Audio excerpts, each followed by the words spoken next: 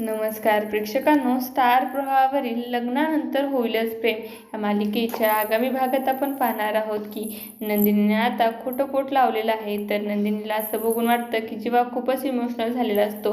जीवा म्हणतो की नंदिनी, तुला पहिल्या क्षणी मला असं वाटलं की तू खरंच प्रेग्नेंट आहे आणि आपलं बाळ तुझ्या पोटात वाढते असंच मला भास झाला.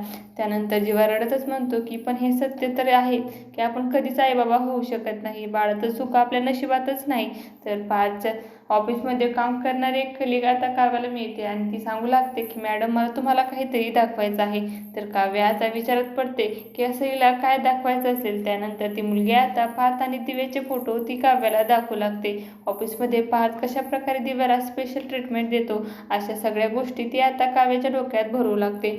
असं काही आपल्याला या भागात पाहायला मिळणार आहे. तुम्हाला जर आपला व्हिडिओ आवडला असेल तर चॅनलला लाईक, शेअर आणि सबस्क्राईब करायला विसरू नका. धन्यवाद.